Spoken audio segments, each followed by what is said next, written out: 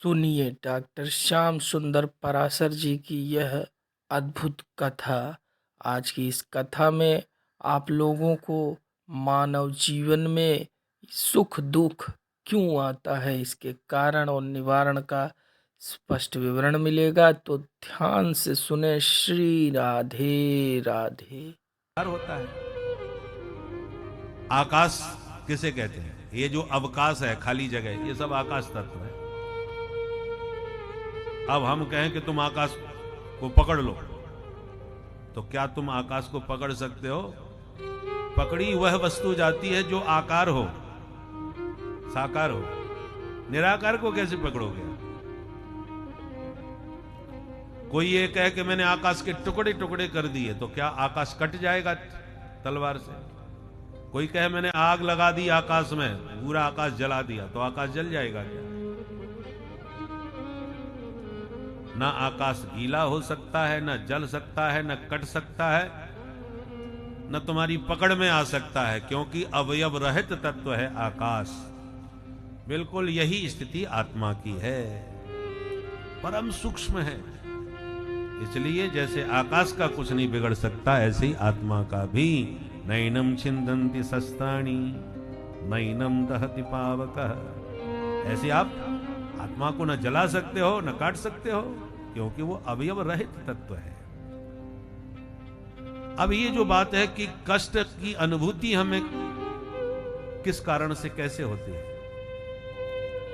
तो देखो,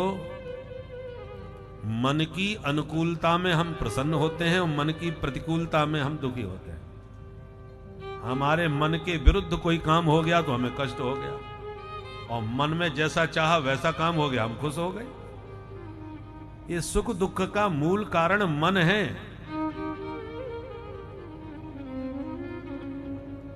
जैसे इतने लोग बैठ के कथा सुन रहे हैं, अब कोई सज्जन आया, उसको लगा मैं भी आगे बैठ के कथा सुनूंगा, और आगे उसे जगह नजर नहीं आई कहां बैठे, और उसको आते आपने देखा, और उसके निगाह से आप भी समझ गए ये कहीं यहीं इधर कहीं आके बैठेगा, क्योंकि आपके सामने थोड़ी खाली जगह थी, और उसका अभिप्राय समझ के आपने तुरंत हाथ पैर पसार लिए, कहीं हां ना बैठ जाए। और श्रीमान जी ने भी लक्ष्य बनाया और सीधे आके वहीं बैठे जहां आप चाह रहे थे कि ये ना बैठे। तो आपके मन में था कि ये ना बैठे, और वो आपकी इच्छा के विरुद्ध वहां बैठ गया। फिर देखिए आप अपने मन को टटोल के कितना टेंशन हो गया। हो सकता है दो चार धक्का मार दो या उल्टा सीधा बोल दो, बाद में आते हो आगे आगे घुसते हो, हम 2 बजे से पहले बैठे हैं, बड़बड़ाने लग जाओ। जबकि आप यदि मन में चाह लें बैठा ना, तो बिल्कुल आराम से बैठ सकता था, इतनी जगह थी, पर आप चाहते नहीं थे, इसलिए आपको इतना कष्ट हुआ, इच्छा विरुद्ध। अब जब वो बैठ गया तो थोड़ी देर बाद फिर एक कोई नए सज्जन आए, उन्होंने भी बैठने के लिए जुगाड़ देखी कि कहां बैठा जाए, और आपने जब उसे देखा तो आप प्रसन्न हो गए, क्योंकि बहुत पुराना मित्र था, 10 साल पहले आपके साथ स्कूल में पढ़ता था, बचपन का मित्र। देख करके आपका मन गदगद हो गया, और तुरंत इशारा दे के बुलाया, आओ आओ मित्र इधर आओ। वो भी आपको देखकर खिल गया प्रसन्नता में, पर इशारे में पूछता है जगह तो दिख ही नहीं रही, बैठूंगा कहां? आपने कहा चिंता मत करो, सब जगह हो जाएगी, तुम आ तो सही। अब आपका मित्र आपके पास बैठने को बढ़ा, और आपने पड़ोसियों को खिसकाया, जरा थोड़ा थोड़ा दब लो भाई, थोड़ी देर की बात है, और हाथ पकड़ के मित्र को बैठाया। तो मित्र बैठ तो गया, पर आधे से ज्यादा वजन आपके घुटने पर लाद दिया, क्योंकि बहुत थोड़ी सी जगह बनी, और आपके घुटने पर अपना आधा से ज्यादा वजन रख करके बैठ गया। परंतु आपको कोई कष्ट नहीं है, बल्कि बड़ा हर्ष हो रहा है, आप बड़े गदगद हो रहे हैं। अब जरा विचार कीजिए, जिसको आप आराम से बैठा सकते थे, उसके बैठने पर आपको भयंकर कष्ट हो रहा था, और जिसको बैठाने की कोई जगह नहीं, और जिसने अपना वजन आपके घुटने पर लाद रखा है, तो आपके शरीर को उसका वास्तव में कष्ट भी है, फिर भी आपको कष्ट हो नहीं रहा, बल्कि आप प्रसन्न और गदगद हो रहे हैं मित्र को पास बैठा करके। कारण क्या है कि पहले जो आया था उसका हमारे मन से कोई ममत्व नहीं था, कि ये मेरा है, और उसमें ममता न होने के कारण उसका बैठना, और हम चाह भी नहीं रहे थे कि यहां बैठे, इच्छा विरुद्ध बैठ गया, इसलिए हमको बड़ा कष्ट हुआ। परंतु अब जो आया है वो एक कोई मेरा है, जिसको मैं अपना मानता हूं, मेरा मित्र है या कोई भी हो, जिसमें ममता होती है उसको, उसके लिए काम करने में मन बड़ा हर्षित होता है। मन जब प्रसन्न है तो शरीर में कदाचित कष्ट भी हो तो कष्ट का पता नहीं चलेगा, और यदि मन में ममता नहीं है, ममत्व का भाव नहीं है, तो उसके लिए थोड़ा भी काम करना हमको भारभूत लगने लगता है। कोई एरा गहरा कहे भैया जरा एक गिलास पानी पिला देना, अब घर में आके पानी मांग रहा है तो चलो ला के दिए देते हैं, परंतु मन भारभूत लगता है। कमर पे हाथ रख के ऐसे उठेंगे जैसे गोवर्धन उठाने जा रहे हो। ला रहे हैं भैया जरा रुको, शरीर में बहुत दर्द है। अब कोई अपना प्रियजन आ जाए तो देखो शरीर में कितनी फुर्ती आ जाती है। इसलिए मनः परम कारण मामनंती संसार चक्रम परिवर्तयेति। सुख और दुख का मूल हेतु मन है, इसी का बनाया हुआ सुख दुख का द्वंद्व है। इतना बढ़िया समझाया जड़ भरत जी महाराज ने, और अंत में कहा रहुगण तुम सत्संगी तो हो, परंतु अहंकार की पालकी में बैठ के रजोगुण में स्थित होकर के जाते हो, इसलिए तुम्हारे ऊपर उस सत्संग का प्रभाव नहीं। बिना महत पाद रजोभिषेकम, जब तक संत महापुरुषों की चरण रज को माथे से लगा के उसका अभिषेक नहीं करोगे, तब तक ये तत्व ज्ञान की बातें तुम्हारी बुद्धि में घुसने वाली नहीं है, ऐसा समझाया। और जड़ भरत जी की वाणी से रघुगण का कल्याण ही हो गया। बोल भक्त वत्सल भगवान की जय। इन्हीं प्रियव्रत के वंश के अंतिम राजा महाराज विरज हुए। अब बोलो परीक्षित क्या सुनना चाहते हो? परीक्षित बोले महाराज थोड़ा भूगोल खगोल के बारे में बताइए। अब सुखदेव जी महाराज ने 7 द्वीप और 7 समुद्रों का विस्तार पूर्वक वर्णन किया। 7 लोक नीचे और 7 लोक ऊपर, 14 भुवनों का वर्णन किया, शिशुमार चक्र का वर्णन किया, ग्रहों की गति का खगोल के अनुसार वर्णन किया, कौन ग्रह कितनी देर तक एक राशि का उपभोग करता है, ग्रहों के बारे में विस्तार से समझाया। पंचम स्कंद भूगोल खगोल से भरा हुआ है। पूरे ब्रह्मांड का वर्णन किया है। 7 लोक नीचे हैं, अतल बितल सुतल तलातल महातल रसातल और पाताल। ऊपर भी 7 लोक हैं, भू भुवा स्व मह जन तप और सत्य। 14 भुवनात्मक संपूर्ण ब्रह्मांड नीचे से ऊपर तक 50 करोड़ योजन विस्तार का होता है। परीक्षित ने पूछा महाराज इस ब्रह्मांड में जो नरक होते हैं, पापी लोग जहां नरकों में जाके पाप दंड भोगते हैं, वो किधर है? सुखदेव जी बोले नरक हैं पृथ्वी से 99,000 योजन नीचे। यमपुरी उसे कहते हैं, यमराज जहां के मालिक होते हैं, और 28 प्रकार के महानरक होते हैं। उन नरकों का वर्णन किया। उन नरकों के नाम ही हैं तामिस्त्र, अंध तामिस्त्र, रौरव, महारौरव, कुंभीपाग, असिपत्रमन, सूकर, मुख, लाला, भक्ष, वैतरणी, पुयोध, प्राणरोध, वज्रकंटक, सालमिली, ये सब नरकों के नाम हैं। अब किस पाप से किस नरक में कौन सी यातना भोगनी पड़ती है, वो विस्तार से पंचम स्कंद के 26वें अध्याय में बतलाया गया। छोटी जेल होती है, बड़ी जेल होती है, काला पानी की सजा होती है, ये सब नरकों की यही व्यवस्था का सूक्ष्म रूप है। बड़े बड़े हॉस्पिटल में जाओ महाराज, किसी का हाथ कट रहा है, किसी का पेट फाड़ा जा रहा है, ये सब नरकों का ही दर्शन है। परीक्षित ने कहा महाराज ये नरक तो बड़े खतरनाक होते हैं, इनसे बचने का कोई उपाय हो वो बताओ आप तो हमें। सुखदेव जी बोले बचने का भी उपाय है। क्या? देखो परीक्षित, नरकों को एक तरह से धोबी घाट समझो। आप जब कपड़े पहनोगे तो गंदे हुए बिना नहीं रहेंगे। अब साफ तो करने के एक ही तरीका है, या तो साबुन लेके खुद साफ करो, नहीं है फुर्सत तो धोबी घाट पर भेज दो। कपड़े को साबुन से स्वयं आप साफ करोगे तो आराम से धो करके साफ हो जाएगा। और धोबी घाट पर कहीं भेज दिया तो धोबी धुलाई तो करेगा पर कपड़े की धुनाई भी खूब करेगा। धोबी कपड़े पर दया नहीं करता, अच्छी तरह से धोता है। तो ये शरीर भी वस्त्र है, इसमें पाप का दाग लगेगा तो प्रायश्चित का साबुन लगा के आपको साफ करना पड़ेगा। आप कर लो हाथ से प्रायश्चित तो ठीक, नहीं करोगे तो बैठे हैं यमराज सफाई करने के लिए धोबी घाट बना करके अच्छी तरह सफाई करते हैं। परीक्षित ने कहा महाराज तो एक एक पाप का एक एक प्रायश्चित हम कब तक करें और कहां किससे पूछें, ये तो झंझट वाली बात है। आप तो कोई एक बढ़िया सा प्रायश्चित ऐसा बता दो जिससे संसार के सारे पाप साफ हो जाए, ऐसा साबुन बताओ। सुखदेव जी कहते हैं अच्छा तो नोट करो। के चित केवल या भक्त्या वासुदेव परायणा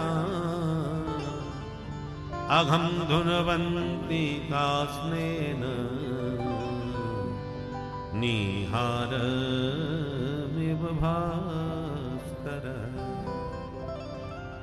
सुखदेव जी कहते हैं परीक्षित, अंधकार को दूर करने के लिए कोई दिया जलाता है, कोई बल्ब जलाता है, पर संपूर्ण अंधकार तो तभी जाता है जब प्रचंड मार्तंड भुवन भास्कर सूर्य का उदय हो जाता है। बिनु रवि रात न जाए, सूर्य की किरणों के बिना ये रात नहीं जा सकती। उसी प्रकार पापों के भी प्रायश्चित हैं। चांद्रायण व्रत करो, कृच्छ्रायण व्रत करो, ये भी पापों के प्रायश्चित हैं। पर सबसे बढ़िया प्रायश्चित है भगवन नाम संकीर्तन। भगवान का नाम रूपी प्रचंड मार्तंड जब प्रकट होता है तो जन्म जन्मांतर के, कल्प कल्पांतर के, युग युगांतर के जीव के जितने पाप पुण्य हैं सब ध्वस्त विध्वंस हो जाते हैं। परीक्षित ने पूछा महाराज आज तक किसी पापी के पाप प्रभु के नाम से कटे? बोले हाँ बिल्कुल। तो बताओ किसके कटे? तब सुखदेव जी ने एक इतिहास का प्रसंग सुनाया। कान्य कुब्जे दुजक कश्चित दासी पति रजा मिलह नामना नष्ट सदाचारो दास्या संसर्ग दूषितः। एक ब्राह्मण था, नाम था उसका अजामिल। अजा माने माया, और माया में जो पूरी तरह मिल चुका है ऐसा अजामिल। ब्राह्मण था, उत्तम कुल में जन्म भी हुआ, पढ़ा लिखा विद्वान भी था। पर एक बार जंगल में समिधा लेने गया और लकड़ी बीनते इसने एक स्वैरणी वैश्या को किसी पुरुष के साथ विहार करते देखा। उस सुंदरी के सौंदर्य पर इतना व्यामोहित हो गया कि अपना घर परिवार पत्नी पुत्र सबका परित्याग करके उसी सुंदरी के पास चला गया। उसी के साथ रहने लगा और उसी के साथ रहते रहते 10 बच्चों को पैदा किया। सबसे छोटे बच्चे का नाम इसने एक संत के कहने पर नारायण रख लिया। अब अजामिल का सबसे छोटे पुत्र नारायण में बहुत प्रेम हो गया, होता भी है छोटे बच्चों के प्रति। अब अजामिल के मृत्यु का समय आया, मरने का समय हुआ तो काले काले यम के दूत पापी अजामिल को लेने आ गए। अजामिल उन यमदूतों को देख के डर गया, घबरा गया और जोर से चिल्लाया, बेटा नारायण बचाओ। उसका बच्चा थोड़ी दूर पे खेल रहा था। दूरे क्रीडन का सक्तम पुत्रम नारायणा वयम प्लावितेन स्वरोणोच्चैः आजुहाव कुलेन्द्रिय आजुहाव कुलेन्द्रिय। जब पूरी शक्ति के साथ इसने बुलाया कि बेटा नारायण बचाओ, तो भगवान के पार्षदों के कान में ये आवाज पड़ी। तो सब बोले अरे भैया हमारा भक्त प्रभु का भक्त कोई संकट में पड़ गया, नारायण 4 अक्षर थे, 4 चतुर्भुज पार्षद प्रकट हो गए और जो यमदूत अजामिल को पकड़ रहे थे उनमें वो धक्का मारा कि दूर गिरे। यम के दूत एकदम तिल मिला के खड़े हुए और बोले, क्यों भाई, तुम 4 चमकीले चमकीले कहां से चले आए और हमको धक्का क्यों मारा? विष्णु दूतों ने कहा, पहले तुम बताओ, तुम काले कलूटे कहां से आए हो? हमको नहीं जानते, हम यमराज के दूत हैं, पापियों को पकड़ने का काम करते हैं। ये महापापी था इसलिए पकड़ने आए हैं। विष्णु दूतों ने कहा, तुम अभी इनकी महिमा जानते नहीं हो। श्री सद्गुरुदेव भगवान की पूज्यपाद श्री स्वामी जी महाराज की जय। नारायण नारायण नारायण श्रीमन नारायण नारायण नारायण श्रीमन नारायण नारायण नारायण श्रीमन नारायण नारायण नारायण श्रीमन नारायण नारायण नारायण श्रीमन नारायण नारायण नारायण श्रीमन नारायण नारायण नारायण श्रीमन नारायण नारायण नारायण श्रीमन नारायण नारायण नारायण श्रीमन। बोल भक्त वत्सल भगवान की जय। तो विष्णुदूत और यमदूतों में झगड़ा हो गया। विष्णुदूत कहते हैं, अरे यमदूतों, तुम अभी हमारे प्रभु के नाम की महिमा से अपरिचित हो। सांकेत्यम पारिहास्यम वा स्तोभम हेलन में बबा वैकुंठ नाम ग्रहणम अशेषागहरम विदु। हमारे प्रभु का नाम कोई संकेत में भी ले,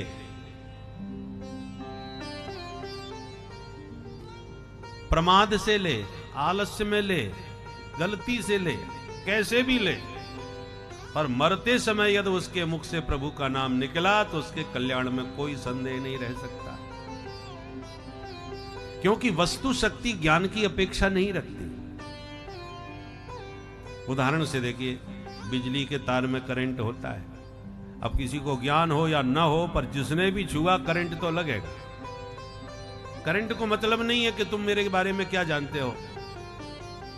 जानकार व्यक्ति के छूने पर भी उतना ही झटका है, अनजाने में भी कोई छू ले तो उसको भी उतना ही झटका लगना है।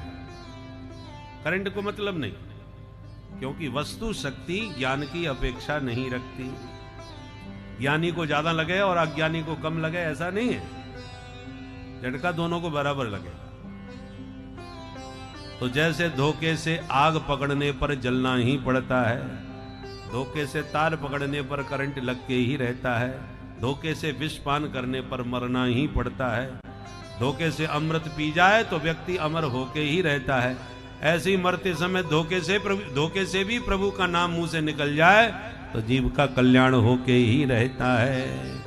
क्योंकि प्रभु के नाम में जो तारक शक्ति है, उस तारक शक्ति का तुम्हें ज्ञान हो या न हो, परंतु यदि आपने प्रभु का दिव्य नाम लिया है तो कल्याण में कोई संदेह नहीं रह सकता। इसलिए भाय को भाय अनख आलस हो, भाय को भाय अनख आलस हो, नाम जपत मंगल इस दस हो, नाम जपत मंगल इस दस हो, कहो कहाँ लगी नाम बड़ाई, कहो कहाँ लगी नाम बड़ाई, कहो कहाँ लगी नाम बड़ाई।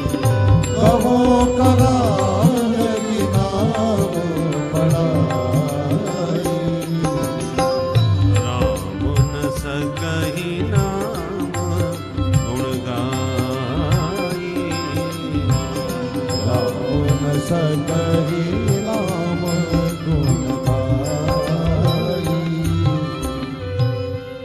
इसलिए प्रभु का नाम कैसे भी जपो, मन लगे तो जपो, मन ना लगे तब भी जपो। बहुत से लोग कहते हैं मन तो लगता ही नहीं है, राम राम जपने से फायदा क्या। माला लेती मन जाने कहां कहां घूमता है, तो फायदा क्या होगा जपने का। अरे भाई, आज मन नहीं लग रहा, फिर भी जबरदस्ती यदि नाम जपते रहे तो नाम में वो शक्ति है कि तुम्हारे अशुभ अमंगल जब नष्ट होते जाएंगे तो रुचि बढ़ती जाएगी। बोलो राधे राधे। राधे राधे। देखो, किसी का पित्त बिगड़ गया हो, पित्त रोगी को मिश्री खिलाओ, उसे कड़वी लगेगी, थूकने लगेगा। पर मिश्री का गुण है, यदि वो कड़वी लगने पर भी रोगी उसको चूसता जाए तो मिश्री का रस जब उसके भीतर जाएगा तो उसका पित्त शांत हो जाएगा। और मिश्री के दिव्य गुण से जब पित्त शांत हो जाएगा तो लक्षण क्या है, बोले जब तक कड़वी लग रही है तब तक पित्त बिगड़ा है, और चूसते चूसते जब मिश्री मीठी लगने लग जाए तब समझ लो अब तुम स्वस्थ हो गए, पित्त आपका ठीक हो गया। क्योंकि मिश्री का वास्तविक गुण मधुरता है, कड़वापन नहीं है। तुम्हें कड़वी लग रही है मिश्री तो इसका मतलब तुम रोगी हो, मिश्री का दोष नहीं है, तुम्हारा दोष है। पर वही मिश्री तुम्हारा रोग ठीक करके मीठी लगने लग जाएगी, जब ठीक हो जाओगे तब मीठी लगेगी। ऐसी राम नाम अति मीठा है, कोई गा के देख ले और आप कहोगे हम तो खूब गाते हैं, हमको तो बिल्कुल मीठा नहीं लगता। जबरदस्ती मन लगाना पड़ता है, मन तो बिल्कुल नहीं लगता। उसका कारण यह है कि हम लोग भवरोगी हैं और विषयों का विष हमारे चित्त पर चढ़ा हुआ है। विषयासक्त चित्त होने के कारण जैसे विष का प्रभाव पड़ने पर भी नीम खाओ तो मीठा लगने लगेगा, इसका मतलब तो शरीर में विष का प्रभाव है। तो कड़वी चीज मीठी लगे और मीठी चीज कड़वी लगे तो आपके शरीर का दोष है, शरीर में रोग का कारण है। उसी प्रकार जो विषयासक्त जीव है, भवरोगी जो जीव हैं, उनको भगवान का नाम भी फीका लगता है, भगवान का ध्यान भी अच्छा नहीं लगता, भगवान का रूप भी अच्छा नहीं लगता। परंतु यदि भगवान का नाम कितना भी कड़वा लगता हो, पर जबरदस्ती भी यदि आप इस नाम का सेवन करते रहे, प्रयोग करते रहे, तो नाम की शक्ति आपके भवरोग को शांत करती चली जाएगी। और जिस दिन आपका भवरोग शांत हो जाएगा उसी दिन आपको नाम में स्वाद आने लगेगा। नाम जपे बिना फिर आप स्वयं भी नहीं रह पाएंगे। जिन रसिकों के चित्त पर राम नाम का स्वाद चढ़ गया, वह किसी भी परिस्थिति में उसका परित्याग नहीं कर सकते, क्षणार्धम अपि, आधे क्षण को भी नहीं त्याग सकते। पर चस्का लग जाए तब की बात है। इसलिए भाई किसी भी विषय में एकदम मन कहीं भी नहीं लगता। बच्चों का पढ़ने में मन लगता है क्या? मार मार के भगाना पड़ता है, कभी गोली खिला करके, कभी पुचकार के, दुलार करके, जबरदस्ती गाड़ी में बैठा करके भेजना पड़ता है। रो रो के बच्चे जाते हैं और जब जाने लगते हैं धीरे धीरे चस्का लगने लगता है, पढ़ाई समझ में आने लगती है, तो फिर अपने आप ही बिस्तर अपना तैयार हो करके समय से पहले भागते हैं, स्कूल का समय हो गया। परंतु चस्का लगेगा तब। शास्त्रीय संगीत सीखने जाओ तो सरगम सिखाते हैं, सारे गा मा पा धा नी, बोले इसी का अभ्यास करो। मूड खराब हो जाता है, ये इसमें क्या है, कुछ पल्ले नहीं पड़ता। पर धीरे धीरे जब षडज मध्यम स्वर आदि साधना करना प्रारंभ करोगे, स्वर साधने लगोगे और फिर स्वर की परख होने लगेगी, पहचान होने लगेगी, तो जो बहुत बड़े संगीतकार स्वर के साधक होते हैं फिर उन्हें शब्द मोहने लगते हैं। वो तो बस स्वरों में ही विहार करते हैं। जो बड़े ख्याल के गायक होते हैं ना, संगीत के बड़े बड़े संगीतकार, बड़े ख्याल गायक, उसमें शब्द कहीं होते ही नहीं, उसमें तो स्वरों का ही विस्तार होता है। पर स्वर विस्तार का आस्वादन वही कर सकता है जिसका उस स्वर में गति हो, स्वर की समझ हो। और बाकी जब बड़े बड़े संगीतकार जब गाते हैं तो जो जिनको समझ में नहीं होते वो उनका मूड खराब हो जाता है, क्या सवेरे से ही बा कर रहे हैं, हमारे तो कुछ पल्ले ही नहीं पड़ रहा, कुछ नहीं समझ में आएगा। तो किसी भी रस में प्रवेश करने के लिए प्रयास करना पड़ता है, अभ्यास करना पड़ता है, तब उसमें गति होती है। उसी प्रकार राम नाम का अभ्यास करना पड़ेगा, संत सदगुरु के दिए मंत्र को खूब जपना पड़ेगा। ज्यों-ज्यों आप जितना जाप करते जाओगे चित्त शुद्ध होता जाएगा, और जितना चित्त शुद्ध होगा उतना ही उसमें स्वाद बढ़ेगा, उसमें रस आने लग जाएगा। शुरू में उलझन होगी, मन इधर उधर भगेगा, भगने दो, भग के जाएगा कहां। जैसे उड़ जहाज को पंछी पुन जहाज पे आवे, मेरो मन अनंत कहां सुख पावे। इसलिए ऐसा विचार त्याग दीजिए कि मन नहीं लगता तो भजन से फायदा क्या। फायदा होगा, धीरे धीरे होगा भाई। आपने अपना मकान बंद कर दिया चारों तरफ से और चले गए विदेश, और साल 2 साल बाद आए, तो कितना भी चमका के मकान आप जाओ, और जब लौट के साल 2 साल बाद आओगे तो धूल मिट्टी आपको लगी मिलेगी घर में। और जितने विलंब से आप मकान खोलोगे उतनी ही धूल ज्यादा मिलेगी। अब मकान तो साफ करना है रहने के लिए। अब जब पहली बार आप लौट करके झाड़ू मारोगे तो भयंकर धूल उड़ेगी, नाक में आंख में जाएगी, छींक आएगी, परेशानी होगी, उलझन होगी। पर क्या उलझन से आप मकान को साफ नहीं करोगे? करना पड़ेगा, रहना है तो नाक बंद करके या मुंह बांध करके कैसे भी झाड़ू मारो, उड़ रही है तो उड़ने दो। पर जितनी धूल आज पहली बार उड़ी उतनी कल नहीं उड़ेगी, परसों और कम हो जाएगी। और ऐसी निरंतर झाड़ू लगती रही तो एक दिन मकान फिर ज्यों का त्यों चमकने लग जाएगा। तो धूल उड़ रही है, इसका मतलब सफाई हो रही है। उसी प्रकार आपने अपने अंतःकरण की सफाई न जाने कितने जन्मों से नहीं की, तो जन्म जन्मांतर के द्वारा जो अंतःकरण की शुद्धि नहीं हुई है, तो विषयों की धूल जमी हुई है इसमें। विषय सेवन तो आप हर जन्म में करते रहे ना, पशु पक्षी कुत्ते बिल्ली कुछ भी बने, विषय भोग तो हर शरीर में मिला, भजन नहीं किया। पर विषयों की जो लंबी परत जमी हुई है अब आपके चित्त पर, तो आप जब पहली बार भजन की बुहारी लगाओगे तो वो विषयों में की जो धूल है वो उड़ेगी, और तुम्हारा मन इधर उधर उड़ेगा जहां तुमने उसे उड़ाया है। भाई जिन जिन विषयों की धूल जमी है वही उड़ेगी। चित्त जिनका चिंतन ज्यादा करता है उधर ही भागेगा। और भजन के देखो, आपने अनुभव किया होगा, वैसे मन भले ही कहीं ना जा रहा हो, और माला लेके बैठोगे तभी ज्यादा जाएगा। इसका मतलब भजन के प्रभाव से, नाम के प्रभाव से चित्त में लगी हुई धूल उड़ रही है बाहर की तरफ। परंतु आप भजन बंद न करो, निरंतर इसका नियम। इसलिए गुरुजन मंत्र के साथ नियम भी बताते हैं, इतना माला तुम्हें जपना ही जपना है। नियम क्यों बताते हैं? क्योंकि नियम मिलेगा तो ही आप जपोगे, नहीं तो मन न लगने पर आप उचट जाओगे। तो जबरदस्ती भजन करते करते फिर धीरे धीरे मन उड़ना छोड़ देगा, ठहरने लगेगा, रमने लगेगा, नाम में स्वाद आने लगेगा। जब स्वाद आने लग जाए तब समझ लो अब आप स्वस्थ हो रहे हैं। जब तक मन उड़ रहा है तब तक आप अस्वस्थ हैं। अस्वस्थ का मतलब क्या है? और स्वस्थ का मतलब जो स्व में स्थित रहता है वो स्वस्थ है। आप अपने में मस्त हैं, अपने में डूबे हैं, चाहे जंगल में रहो चाहे घर में रहो।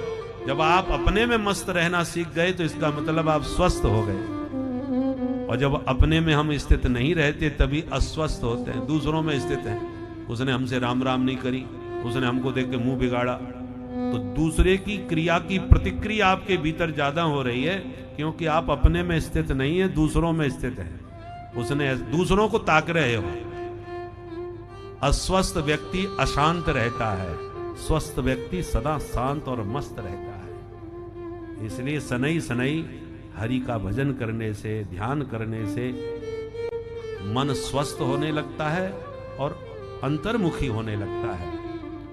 फिर बाहर से कोई माला पहनावे, पूजा करे तो कोई फर्क नहीं, गाली बकया अपमान करे तो भी कोई फर्क नहीं पड़ता, पर ऐसे स्वस्थ साधु बनने के लिए बहुत अभ्यास की आवश्यकता है। अभी तो हमको कोई राम राम ना करे तो टेंशन में आ जाते हैं, कोई कह दे तो दो दिन तक भूख नहीं लगती, महाराज उसने हमको सबके बीच में ऐसा बोल दिया साहब, हमारा भयंकर मूड खराब है। तो दूसरों से हम इतने ज्यादा प्रभावित रहते हैं कि हम विचलित हो जाते हैं, क्योंकि अस्वस्थ हैं। स्वस्थ होने के लिए अभ्यास करने की आवश्यकता है। भगवान के नाम का अद्भुत प्रभाव है, कोई माने न माने, जाने या न जाने, पर नाम का आश्रय लिया तो कल्याण में कोई संदेह नहीं रह सकता। नामस्थ यावतिर शक्ति पाप निर्हरणम हरे, तावत कर्तुम न शक्नोति पातकम पातकी जना। बड़े से बड़े पापी में इतना पाप करने की सामर्थ्य नहीं जो हरि के एक नाम में समस्त पापों को दग्ध करने की शक्ति होती है। भगवत पार्षदों ने नाम की महिमा यमदूतों को खूब समझाई, पर उनकी समझ में नहीं आई। यमराज कहते हैं, यमदूतों ध्यान से सुनो, जिनकी जिह्वा से हरि का नाम बिल्कुल ना निकलता हो, जिह्वा न वक्ति भगवत गुण नाम अधेयम। और दूसरे कौन? चेतश्चन स्मरति तच्चरणारविंदम, जिनका चित्त हरि के चरणारविंद का कभी भी चिंतन नहीं करता, उन्हें भी पकड़ के लाओ। और कृष्णाय नो नमति यद शिर एकदापि, एक बार भी गोविंद के पाद पद्मों में जिसने प्रणिपात न किया हो, प्रणाम न किया हो, तान आनयध्वमसतो कृत विष्णु कृत्या, ऐसे उन दुरात्माओं को, कृतघ्नों को पकड़ के मेरे पास, मेरे दरबार में लाओ, मैं उन्हें सुधारने के लिए बैठा हूं। उनका अपराध क्या है? उनका अपराध यह है कि वो कृतघ्न है। कृतघ्न का मतलब किए हुए उपकार को न मानने वाला। भगवान ने तुम्हें मानव शरीर, देव दुर्लभ शरीर दिया है, और आपने कभी हृदय से उनको धन्यवाद भी नहीं दिया। ये कृतघ्नता का पाप है।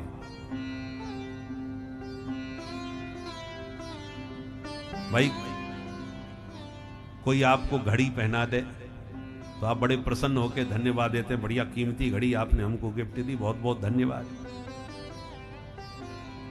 परंतु जिस हाथ पर आपने घड़ी बांध के घड़ी देने वाले को धन्यवाद दिया, जिस प्रभु ने तुम्हें हाथ दिया है, कभी उनको भी तो धन्यवाद दो भाई। भगवान ने हाथ तुम्हें न दिया होता तो घड़ी बांधते कहां आप? प्रभु ने जो दिया है वो कोई नहीं दे सकता। विनय पत्रिका में गोस्वामी जी महाराज प्रभु को धन्यवाद देते हैं। प्रभु तुम बहुत अनुग्रह कीन्हो, हरि तुम बहुत अनुग्रह कीन्हो, साधन धाम विबुध दुर्लभ तन, साधन धाम विबुध, विबुध माने देवता, विबुध दुर्लभ तन, मोहि कृपा कर दीनो, हरि तुम बहुत अनुग्रह कीन्हो। प्रभु आपने बड़ी भारी कृपा मेरे ऊपर करी, जो देवताओं के लिए भी दुर्लभ शरीर है वो मुझे आपने कृपा पूर्वक फ्री में वैसे ही दे दिया। कबहु की कर करुणा नर देही, देत ईस बिनु हेतु सनेही। अनुराग के बसीभूत अहेतु की कृपा करके भगवान ने यह मानव शरीर दिया है। आपने अपने शुभ कर्मों से नहीं बल्कि हरि की कृपा से इस शरीर को प्राप्त किया है। तो जितनी कीमती गिफ्ट मिले उतना ही हृदय से धन्यवाद देना चाहिए। तो भगवान ने आपको देव दुर्लभ शरीर दिया, तो क्या आपका कर्तव्य नहीं कि प्रभु के प्रति कृतज्ञता प्रकट करें? और जो नहीं करते वो कृतघ्न हैं, और कृतघ्नता बहुत बड़ा पाप है। उसी पाप का दंड देने के लिए यमराज कहते हैं कि हम बैठे हैं, उस पापियों को हमारे पास। सुखदेव जी कहते हैं, परीक्षित यह प्रसंग मुझे कुंभज ऋषि ने मलय पर्वत के शिखर पर ठाकुर जी की सेवा करते करते सुनाया था, जो प्रसंगवश आज परीक्षित मैंने तुम्हें सुना दिया। इतिहास में मम गुह्यम भगवान कुंभ संभव, कथयामास मलय आसीनो हरिमर्चयन। ये कथा की प्रामाणिकता प्रस्तुत करी कि मनगणंत कहानी में समझने कुंभज ऋषि के द्वारा कहा हुआ प्रसंग मैंने तुम्हें सुनाया है परीक्षित। ये प्रामाणिक कथा है, मनगणंत न समझना। अब यहां एक प्रश्न उठता है, क्या सचमुच एक बार नाम लेने से सारे पाप कट जाते हैं? और कट जाते हैं एक बार नाम लेने से, तो हम तो रोज राम राम जप रहे हैं, हमारे पाप क्यों नहीं कटे? उसका एक कारण है, नाम लेते ही सारे पाप भस्म हो जाते हैं, इसमें किंचित कोई संदेह नहीं। सावधानी इतनी है कि नाम लेने के बाद फिर कोई पाप न बने, तो एक नाम ही आपको तारने के लिए पर्याप्त है। परंतु जब आप कोई पुनः पाप करते हैं तो जो भस्मीभूत पाप हैं वो बलवान हो जाते हैं, शक्ति संपन्न हो जाते हैं, जागृत हो जाते हैं। इसलिए ऋषियों ने कहा अंत काल में नाम जपोगे तो पक्का कल्याण होगा। अंत पर जोर क्यों दिया? कदाचित आपने ठोकर लगी और ठोकर लगते ही हे राम कहा और आपके प्राण निकल गए, गिर के मर गए, तो हे राम कहते ही आपके पाप भस्म, और तुरंत ही प्राण निकल गए तो पाप दूसरा आपसे कोई बन ही ना पाया। तो जो भस्म हो गए हैं उनको बलवान होने का अवसर ही नहीं मिल पाया, और अंत में कहने से एक बार से ही आपका कल्याण हो गया। तो आप कहोगे तो फिर अभी से क्यों परेशान रहे, जिंदगी भर मौज करेंगे, अंत में मरते समय राम कह के छुट्टी कर देंगे। बोले ये असंभव है। जिसने जीवन में भजन नहीं किया वो लाख कोशिश कर ले, अंत में उसके मुंह से नाम निकलेगा ही नहीं। एक बुढ़िया थी, सांस उखड़ रही थी, मरने वाली थी। बच्चे कथा सुन के जब पहुंचे तो घेर के बोले दादी जी राम राम जपो कल्याण हो जाएगा, महाराज जी बता रहे थे, राम राम बोलो। बुढ़िया बोली बेटा मुंह पे बोलो ना जाए। बच्चे बोले तू बोल तो रही है, तू जब इतना बोल सकती है तो राम राम क्यों नहीं बोलती? बोले बेटा कहा करूं मुंह पे ना बोलो जाए। अब बच्चे बड़े परेशान, बुढ़िया बोल तो रही है पर राम राम नहीं बोलती। एक सज्जन बोले चलो पीछे हटो मैं बुलवाता हूं। होशियार थे, तो आके बोले दादी ये बताओ तुम क्या नहीं बोल सकती?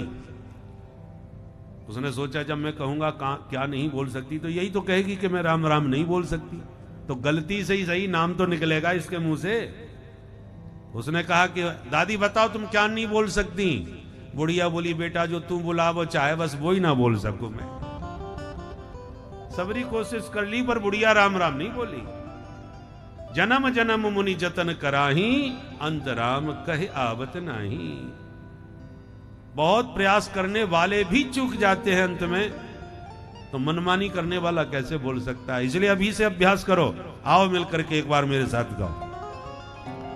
अरे होए गए भव से पार लेकर नाम तेरा, होए गए भव से पार लेकर नाम तेरा, होए गए भव से पार लेकर नाम तेरा, होए गए भव से पार लेकर नाम तेरा। नाम तेरा हरि नाम तेरा, नाम तेरा हरि नाम तेरा, नाम तेरा प्रभु नाम तेरा, नाम तेरा प्रभु नाम तेरा। होए गए भव से पार लेकर नाम तेरा, होए गए भव से पार लेकर नाम तेरा। वाल्मीकि अति दीन दुखी था, वाल्मीकि अति दीन दुखी था, वाल्मीकि अति दीन दुखी था, वाल्मीकि अति दीन दुखी था।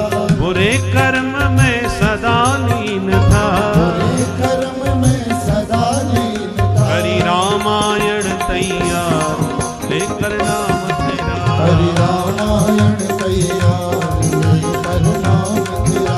सब होए गए भव से पार लेकर नाम। सब होए गए ताली बजाते हुए लेकर नाम तेरा। हरि बोल।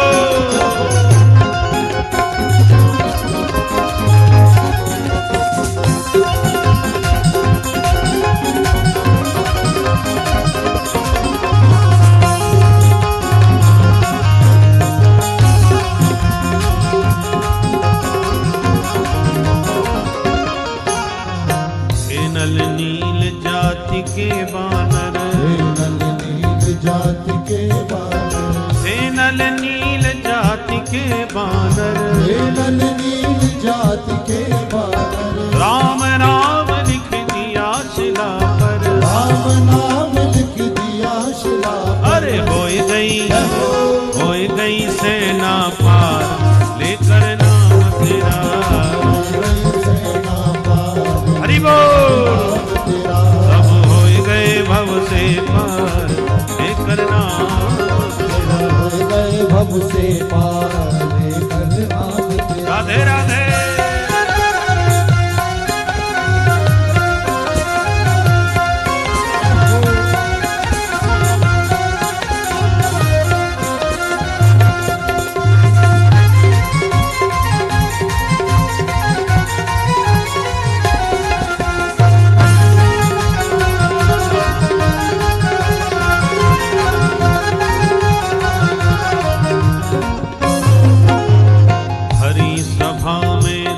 दुलारी, हरी सभा में द्रुपद दुलारी, हरी सभा में द्रुपद दुलारी, हरी सभा में द्रुपद दुलारी, कृष्ण द्वारिका नाथ पुकारी, कृष्ण द्वारिका नाथ पुकारी। अरे बढ़ गया चीर अपार, लेकर नाम तेरा, बढ़ गया चीर अपार, लेकर नाम तेरा। सब होए गए भव से पार, लेकर नाम तेरा। हो गए भव से पार, लेकर नाम तेरा। हरि बोल।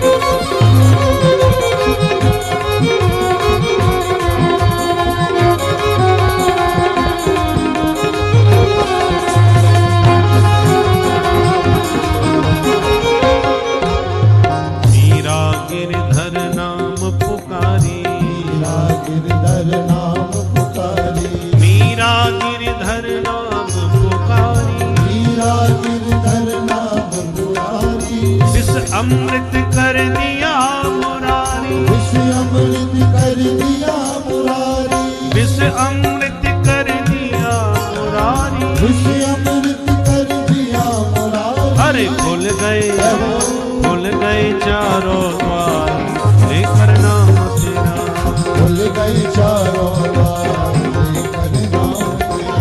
सब हो गए भव से पार, लेकर नाम तेरा, भव से पार, लेकर नाम तेरा।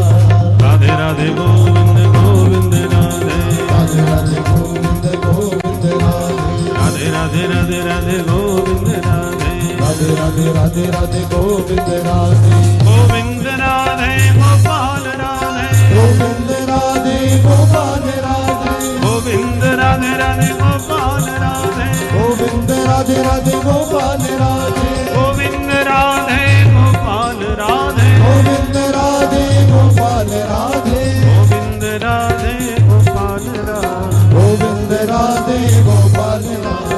राधे राधे गोविंद गोविंद राधे, राधे राधे गोविंद गोविंद राधे, राधे राधे राधे राधे गोविंद राधे, राधे राधे राधे राधे गोविंद राधे, गोविंद राधे गोपाल राधे, गोविंद राधे गोपाल राधे, गोविंद राधे गोपाल राधे, गोविंद राधे गोपाल राधे, गोविंद राधे गोपाल गोविंद राधे गोपाल राधे, गोविंद राधे गोपाल राधे, गोविंद राधे गोपाल राधे, गोपाल राधे, जय जय श्री राम। बोल भक्त वत्सल भगवान की जय। तो हरि नाम का बड़ा महत्व है, समझ में आवे या न आवे, पर शास्त्र पर यदि श्रद्धा है और संतों के वचन पर यदि विश्वास है तो हमें निष्ठा पूर्वक नाम का सहारा लेकर के चलना चाहिए। कुछ बातें ऐसी होती हैं जिनका प्रयोग करने पर ही उसका महत्व समझ में आता है, समझाने से बात समझ में नहीं आती। छोटे बच्चे से माँ कहती है बेटा ये तुम्हारे पापा जी हैं, पिताजी हैं, तो जो माँ कहती है बच्चा बोलने लगता है। अब बच्चा तर्क करने लग जाए कि पापा क्यों हैं, पापा किसे कहते हैं, पापा की क्या परिभाषा है, तो ना तो माँ समझा पाएगी और ना उसकी समझ में आ पाएगा। वो पापा पापा कहने लग जाए, बड़ा जब हो जाएगा तो धीरे धीरे वो उसको सब अपने आप समझ में आने लग जाएगा, उसको सिखाने की भी जरूरत नहीं पड़ेगी।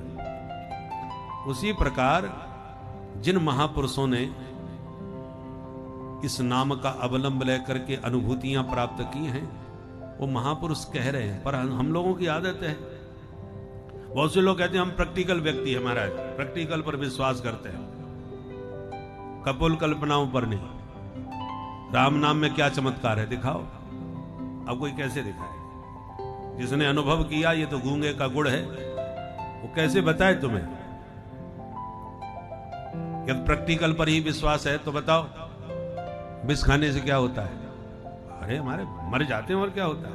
बोले तुमने खा के देखा है? नहीं देखा तो नहीं है। तो कैसे कह सकते हो बिना प्रैक्टिकल के? बोले लिखा है, और खाते हुए लोगों को मरते भी हमने देखा है, इसलिए जरूरी थोड़ी हम ही खाएं। अरे तो भाई जब लिखा है और खाते हुए मरते लोगों को देखा है तभी तो विश्वास आपको हुआ है बिना खाए। ऐसे ही शास्त्र भी कह रहे हैं और संत उस नाम का अवलंब लेकर के जीवन की मस्ती में जी रहे हैं, उनको देख करके तुम्हें नाम पर विश्वास क्यों नहीं होता? हर चीज प्रैक्टिकल करके ही नहीं देखी जाती, शास्त्रों पर विश्वास करके अनुभूतियों के द्वारा भी उसको समझना चाहिए, विश्वास करना चाहिए। बोल भक्त वत्सल भगवान की जय। अब परीक्षित ने प्रश्न किया, महाराज आपने ध्रुव जी का वंश हमें थोड़ा अधूरा सुनाया था, उसे पूरा कीजिए। तब बोले सुनो, ध्रुव जी के वंश में प्राचीन बरही तक का हमने वंश विस्तार किया था। प्राचीन बरही के पुत्र प्रचेतागण हुए, प्रचेतागणों के पुत्र दक्ष हुए। ये प्रजापति दक्ष ही प्राचेतस दक्ष बन के पैदा हुए, क्योंकि बकरे का मुंह लग गया था तो वो शरीर त्याग कर इन्होंने दूसरा जन्म धारण किया। और इन्होंने संकल्प लिया मैं सृष्टि का विस्तार करूंगा, तो असकनी कन्या से विवाह करके इन्होंने 10,000 पुत्रों को जन्म दिया। और नारद जी ने उनको जब देखा 10,000 बच्चों को, दक्ष ने कहा तपस्या करो, शक्ति संपन्न होकर के फिर गृहस्थी जीवन भोगना और बच्चे पैदा करना, संसार का विस्तार करना।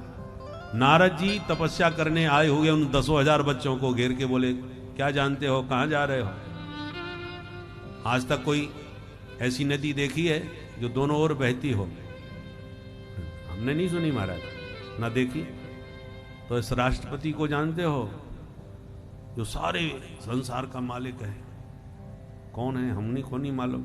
अच्छा, तो विचित्र भाषा बोलने वाला हंस देखा है? 5-5 वस्तुओं से बने हुए भव्य भवन को देखा है? ऐसे कूट प्रश्न किए, उनका जवाब 10,000 बच्चों से नहीं बना।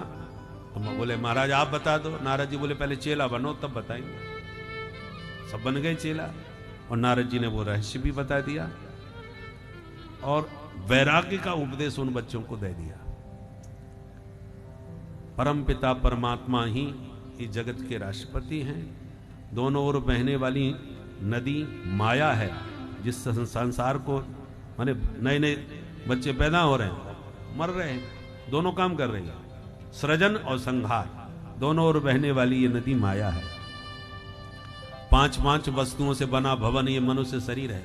पंच ज्ञानेन्द्रियां, पंच कर्मेंद्रियां, पंच महाभूत, पंच तन्मात्राएं, पंच प्राण, तो पंच पंचाद्भुतम गृहम, अद्भुत घर यही है। ऐसे बता दिया और अंत में उनको महात्मा बना के विदा किया। दक्ष को पता चला कि नारद जी ने मेरे सारे बच्चे बाबा बना दिए, बड़ा क्रोध आया, पर मन को समझाया और दूसरी बार 1,000 बच्चों को फिर पैदा किया। उनको भी समझा के भेजा, नारद जी ने उनको भी पकड़ लिया और उनको भी बाबा जी बना दिया। अब तो दक्ष को भयंकर क्रोध नारद के ऊपर। अचानक नारद जी दिखाई पड़ गए, सो दक्ष ने इतनी गालियां दी नारद जी को, अहो असाधु साधु नाम साधु लिंगे नस्तया असाध्य कर्मर्भकाणाम भिक्षो मार्ग प्रदर्शित। अरे भिकमंगे पाखंडी नारद, तूने सारे बच्चे मेरे बाबा जी बना दिए, या सबके सब बाबा जी बनेंगे तो बाबा जी आएंगे कहां से? बाबा महात्माओं का जन्म तो होता गृहस्थों के घर में ही है। जब गृहस्थ ही कोई नहीं रहेगा, सब बच्चे बाबा बन जाएंगे, तो फिर बाबा कहां से आएंगे? तूने मेरे सारे बच्चों को बाबा बनाया, मैं शाप देता हूं नारद, तो जिंदगी भर ऐसे ही घूमता फिरेगा, तेरा पैर एक जगह कभी नहीं टिकेगा। तस्मात् लोकेषु ते मूढ़ न भवेद भ्रमतः पदम, ये शाप दे दिया। नारद जी शाप स्वीकार करके चले गए, पर दक्ष ने समझ लिया ये बाबा मेरे पीछे पड़ गया, छोड़ेगा नहीं। तो अब की बार इस दक्ष ने 60 बेटियों को जन्म दिया, और 60 दक्ष की कन्याओं से ही सारी सृष्टि का विस्तार हुआ है। इन 60 कन्याओं में 27 कन्याएं दक्ष ने चंद्रमा को ब्याह दी। अश्विनी, भरणी, कृतिका, रोहिणी, ये जो नक्षत्र हैं ये चंद्रमा की पत्नियां हैं। उनमें से 13 पत्नियां 60 में से कश्यप जी को ब्याही। दिति, अदिति, दनु, काष्ठा, सुरसा, कद्रु, बिनता, ये सब कश्यप जी की पत्नियां हैं। जो हिंदू अपना गोत्रादि भूल गए हों, विदेशों में ऐसे बहुत से लोग मिलते हैं जिनको गोत्रादि के बारे में कुछ ज्ञान ही नहीं है, तो उनको संकल्प ले के समय कश्यप गोत्रोत्पन्न कह देना चाहिए, क्योंकि सभी कश्यप जी की संतान है। कश्यप जी की पत्नी दिति से 2 बेटा हुए।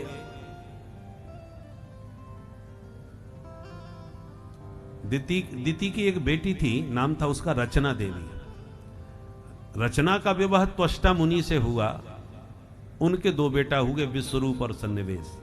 उसमें ये जो विश्वरूप हैं बड़ा भारी ब्रह्मज्ञानी हुआ और देवताओं का पुरोहित बना, और इसने पुरोहित बन के इंद्र को नारायण कवच का उपदेश दिया। श्रीमद् भागवत के 6वें स्कंद के 8वें अध्याय में ये नारायण कवच है। जो भी द्विजाति इस नारायण कवच का नित्य पाठ करने लग जाए तो भगवान कवच बन के सदा उसकी रक्षा करते हैं। उसके ऊपर किसी का जादू टोना, भूत प्रेत की कोई बाधा उसे प्रभावित नहीं कर सकती। इसलिए नारायण कवच का नित्य पाठ करना चाहिए। बोलो जय सिया राम। जय सिया राम। कोरोना काल में हमने नारायण कवच का चमत्कार बहुत देखा। तो पहला फोन हमारे पास आया कि महाराज हमारे पूरे परिवार को कोरोना हो गया। 10 सदस्य थे, सबके सब कोरोना से ग्रसित हैं। अब हमारे घर में ही कोई नहीं आ रहा, हमारा रास्ता सब ब्लॉक कर दिया गया, कोई हमारी गली से नहीं निकल सकता। पहली लहर में सब लोग डरे ज्यादा थे, तो हम क्या करें? हमने कहा, सोच विचार करके कहा कि नारायण कवच की बड़ी महिमा है और चलो इसी को करवाएं। हमने कि नारायण कवच का पाठ कीजिए। बोले हमको पाठ करना नहीं आता, हमारे यहाँ कोई पंडित जी आ नहीं सकते, तो आप ही करवा दीजिए महाराज। हमने चलो हम करवा देते हैं। हमने ब्राह्मणों को बैठाया और एक एक व्यक्ति के संकल्प से 1100 नारायण कवच के पाठ करवाए। तो जिसके संकल्प से पाठ होता था कि हमको समस्या है तो हम नारायण कवच का ही पाठ करवाते। और फिर भगवान कुछ ऐसी लीला चली कि हम भी ग्रसित हो गए उस कोरोना काल में, और बहुत भयंकर स्थिति हमारी हो गई थी। तब हमने हॉस्पिटल से फोन किया, भैया अब हमारे लिए भी करो आप ब्राह्मण देवताओं। तब ब्राह्मणों ने किया और भगवान की कृपा से देखो स्वस्थ आपके सामने बैठे। तो हमें बहुत विश्वास पड़ा। हमारे पूज्य श्री तुलसी पीठाधीश्वर चित्रकूट के श्री रामभद्राचार्य जी महाराज को भी प्रभाव पड़ा। तब उन्होंने भी हॉस्पिटल से फोन किया। हमने कहा महाराज आप स्वयं अपना संकल्प वहां से बोल दीजिए, ब्राह्मण यहां करेंगे। पाठ हुआ, स्वस्थ हुए। ऐसे हमने बहुत से चमत्कार प्रैक्टिकल करके देखे। इसलिए हम निवेदन करते हैं कि थोड़ा भी संस्कृत का ज्ञान हो, उच्चारण कर सकते हैं तो नारायण कवच का पाठ नित्य प्रति कीजिए। भगवान सब प्रकार से कवच बन के आपकी रक्षा करेंगे। वो लक्ष्मी नारायण भगवान की जय। इसकी महिमा भागवत में स्वयं विश्वरूप ने बताई। तो नारायण कवच का उपदेश पाकर के इंद्र स्वस्थ हो गए, परंतु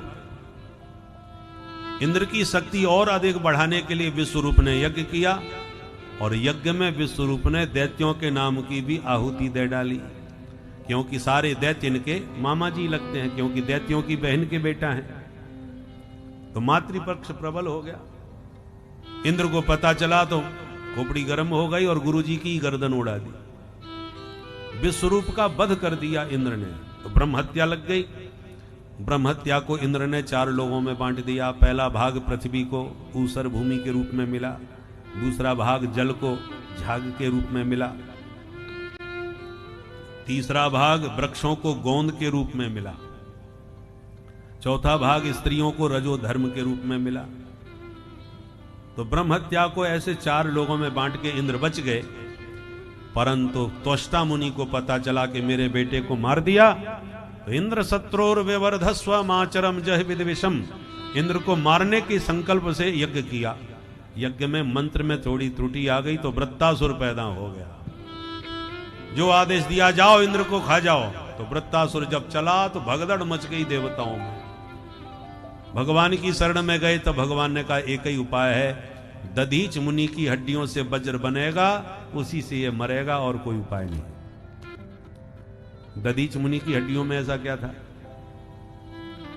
क्योंकि भगवान परशुराम जी ने दिग्विजय के समय जिन दुष्ट आतताई राजाओं का हनन किया, उन सबके आयुध जीत करके, धनुष बाण आदि सब जीत करके, और फिर जब तीर्थाटन के लिए निकले तो दधीच मुनि के आश्रम में रख दिए कि बोले आयुध हैं, दिव्यास्त्र हैं, इनको अपने पास रखो और कहीं कोई ले ना जाए इसका ध्यान रखना, मैं लौट करके फिर आपसे ले लूंगा। और चले गए। अब परशुराम जी चले गए, दधीच बाबा भजन करें कि अस्त्रों को देखें। राक्षस लोग घात लगाने लगे, मौका मिले तो हम चुरा के ले जाएं। महात्मा परेशान, क्या करें? तो बाबा ने क्या किया कि उन अस्त्रों को घिस घिस करके सबको पीस करके पी गए चंदन की तरह। न रहेगा बांस न बजेगी बांसुरी, सारे आयुध दिव्यास्त्र पी गए, जिससे उनकी हड्डियों में बड़ी दिव्यता, अपूर्व शक्ति आ गई। अतः भगवान ने कहा उन्हीं की हड्डियों के वज्र से ये मर सकता है। तब सबने निवेदन किया, देवताओं ने, महात्मा ने शरीर का दान कर दिया और हड्डियों से विशाल वज्र का निर्माण हुआ। उस वज्र को लेकर के जब इंद्र वृत्तासुर से लड़ने आए तो वृत्तासुर को वज्र में बिहारी जी का दर्शन होने लगा। और बड़े भाव के साथ रणभूमि में वृत्तासुर ने 4 श्लोकों के द्वारा भगवान की बहुत प्यारी स्तुति गाई। वृत्तासुर चतुष्टयी, इन 4 श्लोकों में धर्म अर्थ काम मोक्ष का वर्णन किया गया है। वृत्तासुर स्तुति कर रहा है। ये वृत्तासुर के 4 श्लोक वैष्णव जगत में बड़े महत्वपूर्ण माने जाते हैं, क्योंकि वैष्णवों का क्या धर्म होता है, वैष्णवों का पुरुषार्थ चतुष्टय का स्वरूप क्या होता है, ये वृत्तासुर के 4 श्लोकों में बताया है। सबसे पहले वैष्णव धर्म क्या है? अहम हरे तब पादैक मूल दासानुदासो भवितास्मि भूय। अहं हरे तव पादैक मूल दासानुदासो भवितास्मि भूय। मनः स्मरेत सुपते गुणास्ते गृणीत वाक् कर्म करोतु काय। स्मरेत सुपते गुणास्ते गृणीत वाक् कर्म करोतु काय। न नागप्रेष्ठं न च पारमेष्ठं न सार्वभौमं न रसाधिपत्यम्। नागप्रेष्ठं न च पारमेष्ठं न सार्वभौमं न रसाधिपत्यम्। न योगसिद्धि पुनर्भवं वा समञ्जसत्वा विरहय्यकाङ्क्षे। अयोग सिद्धि अपुनर्भवम् वा समञ्जसत्वा विरहैकांक्षे। इस प्रकार से 4 श्लोकों में प्रथम श्लोक में कहता है कि प्रभु हम आपके दास न बन सकें तो कोई बात नहीं, पर दासानुदासो भवितास्मि, आप अपने दासों का ही दास हमको बना लीजिए। मेरा मन सदा सुमिरन करे आपका, वाणी सदा गान करे आपके गुणों का, और कर्म करो तु काया, काया से शरीर से मैं आपकी सेवा का ही निरंतर कर्म करता रहूं। यह है वैष्णव धर्म।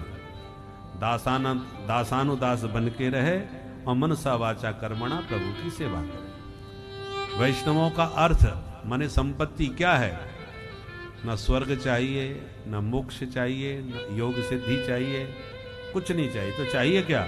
त्वाम विरहई आकांक्षे, प्रभु आपका विरह चाहिए, आपकी याद में डूबे रहें, सदा आपको अहरनिश याद करते रहें। यही वैष्णवों की संपत्ति है। संपन्न नारायण स्मृति विपदो नैव विपदः। वैष्णव विपत्ति को विपत्ति नहीं समझता, संपत्ति को संपत्ति नहीं। तो वैष्णव धर्मानुसार वैष्णवों की संपत्ति और विपत्ति क्या है? बोले विपत विस्मरणम विष्णो संपन्न नारायण स्मृति। प्रभु का विस्मरण ही विपत्ति है और प्रभु का स्मरण ही संपत्ति है। धर्म अर्थ के बाद काम। क्या इच्छा है तुम्हारी? कामना। बोले यही इच्छा है कि आपको ऐसे याद करें। कैसे? 3 दृष्टांतों में बताया।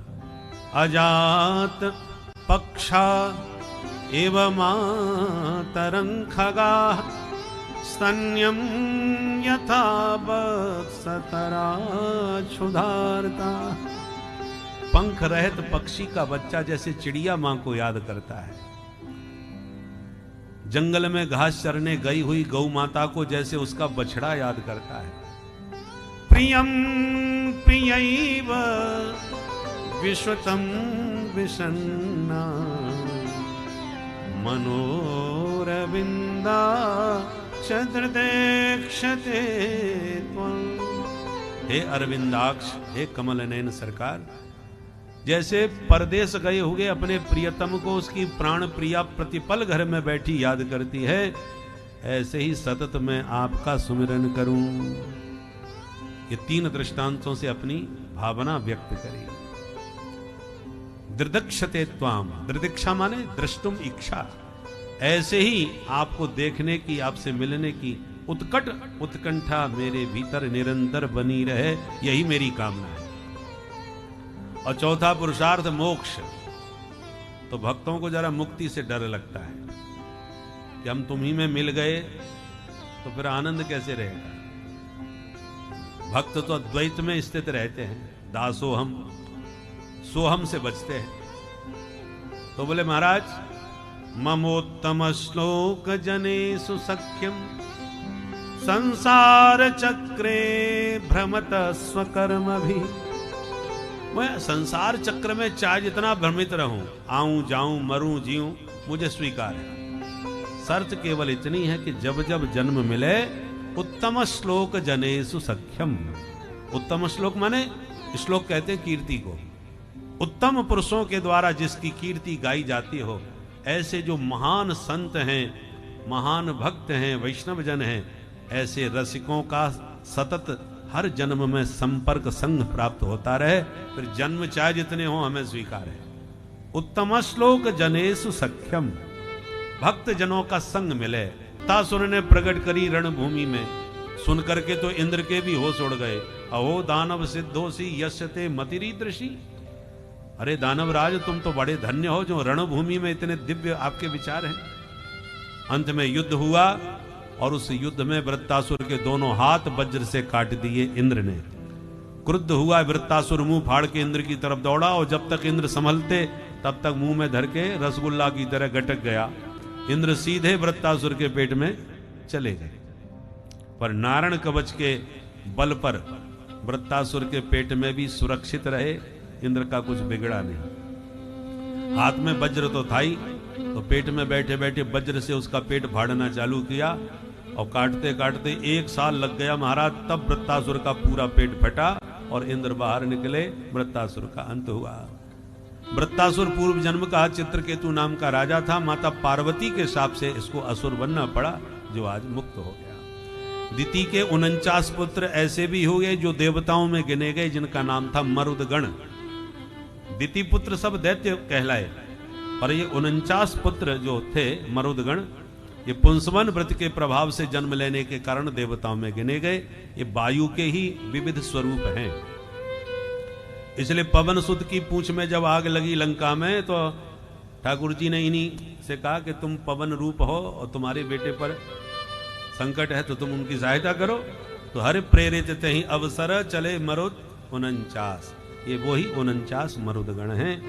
पुंसवन व्रत के प्रभाव की जब बात करी तो वो व्रत कैसे किया जाता है, तो छठवें स्कंद के 19वें अध्याय में पुंसवन व्रत की पूरी विधि विस्तार से समझाई गई। इसके साथ ही छठवें स्कंद संपन्न। बोल वृंदावन बिहारी लाल की जय। अब सप्तम स्कंद में परीक्षित ने प्रश्न किया,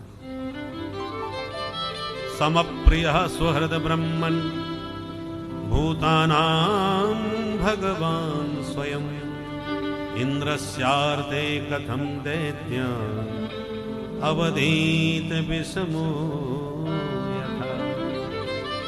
महाराज एक बात बताओ, भगवान तो समदर्शी हैं, और समदर्शी हैं तो विषम व्यवहार क्यों करते हैं? भगवान के व्यवहार में समता तो नजर नहीं आती। राक्षसों को, दैत्यों को चुन चुन के ढूंढ ढूंढ के मारते हैं, और देवताओं का खुल करके साथ देते हैं। तो ये तो पक्षपाती हो गए, समदर्शी कहां रहे? तो मेरा प्रश्न यह है सरकार, भगवान समदर्शी हैं तो विषम व्यवहार क्यों करते हैं, और जब सरेआम पक्षपात करते हैं तो समदर्शी क्यों कहलाते हैं? सुखदेव जी बोले बहुत बढ़िया प्रश्न पूछा है। देखो परीक्षित, भगवान समदर्शी हैं, इसमें कोई संदेह नहीं, पर उनका एक नियम है, ये यथा माम प्रपद्यन्ते तांस तथैव भजाम्य हम। आप हमसे जो नाता जोड़ोगे हम आपसे वही नाता निभाएंगे। अब दैत्य भगवान को दुश्मन मानते हैं तो भगवान दुश्मन बन जाते हैं, और देवता भगवान को अपना रक्षक मानते हैं तो रक्षा में खड़े हो जाते हैं। तो ये मानने वालों का भेद है। भगवान तो चाहे प्रेमी हो चाहे बैरी हो, गति तो सबको एक ही देते हैं। दिन रात भजन करने वाले भक्तों को जो गति मिलती है, वही गति तो राक्षसों को भी मिलती है, भगवान के हाथ से मरकर। क्यों? भगवान कहते हैं राक्षस भी मेरे भक्त हैं। बोले ये कैसे भक्त हैं? बोले ये अंतर इतना है कि ये शत्रु भाव से मुझको भजते हैं। भजना माने चिंतन करना। और एक बात बताएं, मित्र से कहीं ज्यादा ही शत्रु की याद आती है। मित्र को याद करोगे तो याद आएगा, और शत्रु को तुम भुलाना भी चाहोगे तो भी याद आएगा। कोई कितना भी आपको समझाए कि भाई दुश्मनी में कुछ नहीं रखा, बर्बाद हो जाओगे, जो होना था हो गया, अब छोड़ो इन बातों को, क्या रखा? अरे साहब ऐसे कैसे छोड़े? उसने जो मेरे साथ किया मैं मरते दम तक नहीं भूलूंगा। तो आप चाहते हुए भी दुश्मन को भुला नहीं पाते, इसलिए दुश्मनी भी करना है तो भगवान से ही कर लो, कोई घाटा नहीं। भगवान कहते हैं बैर भाव मोह सुमिरहि निश्चर। सुमिरन तो निश्चर करते हैं पर बैर भाव से करते हैं। एक बार राक्षसों ने भगवान से कहा प्रभु, दुष्टों ने कहा सबने, बोले हम ना होते तो आप भी ना होते सरकार। भगवान बोले क्या मतलब? दुष्टों ने कहा सरकार हम दुष्टता करते हैं, आतंक फैलाते हैं, आपके भक्तों को सताते हैं, तब ये रो रो के आपको पुकारते हैं, तब आप पधारते हैं। तो आपको बुलाने वाले मूल में तो हम ही हुए ना। ना हम आतंक फैलाते, ना आपके भक्तों को सताते, ना आप आते। भगवान बोले बात तो ठीक ही कह रहे हो। बोले जब हम ठीक कह रहे हैं तो हमारे ऊपर भी कृपा करो, हमारा कल्याण करो। भगवान बोले तो तुम हमारा भजन करो, हम तुम्हारा कल्याण कर देंगे। दुष्टों ने कहा तो जो काम हो नहीं सकता वो काम मत बताओ। कहते भजन ही करते तो दुष्ट ही क्यों होते? होए भजन नहीं तामस देहा, हम घोर तमोगुणी लोग हैं, हमसे भजन नहीं हो सकता। भगवान बोले तो ये बताओ क्या हो सकता है तुमसे? बोले हमसे लड़ाई झगड़ा हो सकता है, गाली गलौच हो सकता है, ये हमारे स्वभाव में है। भगवान बोले तो चलो प्रेम नहीं कर सकते, भजन नहीं कर सकते तो गाली दो। हमसे दुश्मनी ठान लो, दिन रात हमसे झगड़ा करो, तो इसी बैर के संबंध से हम तुम्हारा भी कल्याण कर देंगे। बोलो जय सिया राम। जय सिया राम। इसलिए राक्षस भी भगवान का खूब भजन करते हैं, खूब याद करते हैं। अंतर सिर्फ इतना है कि वो उनका संबंध वैर भाव से होता है, भक्तों का प्रेम भाव से होता है। इसलिए नारद भक्ति सूत्र में नारद जी ने 65वें सूत्र में एक बात कही है कि तदर्पित खिल आचार सन काम क्रोधाभिमानादिकम तस्मिन नैव करणीयम। नारद जी का वचन है। बोले तुम काम क्रोध अभिमान आदि दोषों को मिटा नहीं सकते तो मोड़ के भगवान से ही जोड़ दो। तो यही पतन के जो कारण है, या तो भगवान के साथ जुड़ जाएं तो कल्याण के साधन बन सकते हैं। कैसी बात कर रहे हो महाराज, काम क्रोध अभिमान से भी भगवान मिलते हैं क्या? बिल्कुल बिल्कुल मिलते हैं। बताओ किसको मिले? तो भागवत में ही एक एक का प्रमाण दे रहे हैं। गोप्य कामाद भयात कंसो द्वैसा चैद्यादयो नृपा संबंधात प्रश्नय स्नेहात यूयं भक्त्या वयं विभो। अपने पति को छोड़ करके परपति की प्रीति पाप और पतन की ओर ले जाने वाली है। पर गोपियों ने तो परपति भाव से ही गोविंद को भजा था कि नहीं? गोप्य कामात, बंसी की तान सुन करके पति पुत्र सब छोड़ के भागी के नहीं गोपियां? पति सुतान्वय भ्रातृ बांधवा नत विलंघ्यते तच्युतागता। परंतु उनके काम का, उनके प्रेम का संबंध गोविंद से था, इसलिए वही काम कल्याण का साधन बन गया। काम से गोपियों के विशुद्ध प्रेम को ही काम की संज्ञा दी गई है। प्रेमैव गोपरामाणाम काम इत्यगमत प्रथाम। भयात कंसः, कंस बहुत डरता था भगवान से, और डर के मारे इतना भजन किया कि उसे कृष्ण के अलावा कोई नजर ही नहीं आता। अब देखो, वृत्ति अलग अलग है पर स्थिति दोनों की एक है। गोपियां यदि प्रेम में सर्वत्र गोविंद को निहारती हैं तो कंस भय से सर्वत्र भगवान को देखता है। कंस इतना डरता था कि सामने वाले की आंख की कारी पुतरिया में उसे कन्हैया नाचता नजर आता था। यहां तक कि पानी पीते समय पात्र में जल की छाया में उसे कन्हैया खड़ा नजर आता था। भोजन में दाल में जीरा का छौंक लगा हो तो जीरा की कालीमा देख करके उसे कृष्ण दिखाई पड़ता था। यह हालत